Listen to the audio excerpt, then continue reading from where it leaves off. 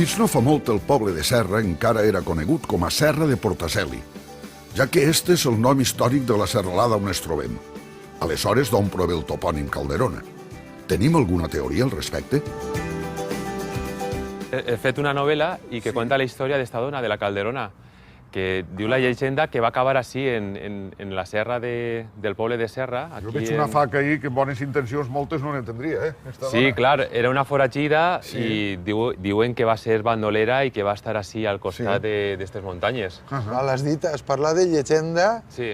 però tota la història és una llegenda on hi ha una barreja de llegenda i realitat.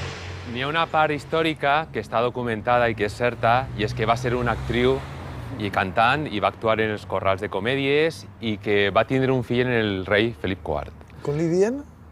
Juana Calderón, aunque normalment la gent li diu Maria Calderón. Però bueno, Maria Calderón. Sí. I que va tindre un fill en el rei, li van furtar el fill i la van ficar en un convent molt lluny de la corte. Bueno, això és creïble. Sí, Hasta ahí és cert, creïble. Això és històric, diguem. Exacte.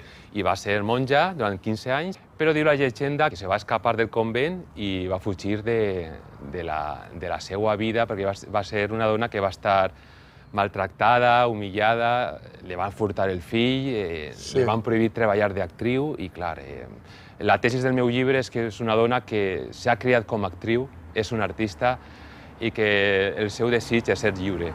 I en aquella època l'única manera de ser lliure és fugir del món i quin millor lloc que així, en aquestes muntanyes. Per ahí per les muntanyes anava a amagar, no? N'hi ha unes runes d'una casa antiga que diuen que és la casa de la Calderona, on va estar ella i la seva quadrilla fent maltats. Ah, tenia...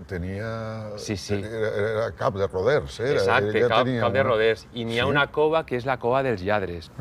I ahí està el llibre. La Calderona no ho havia escoltat mai. Què era, l'amant del... també? O s'especulava? El primer amant va ser un tal Don Ramiro, que és el que va acabar sent el virrei de Nàpols.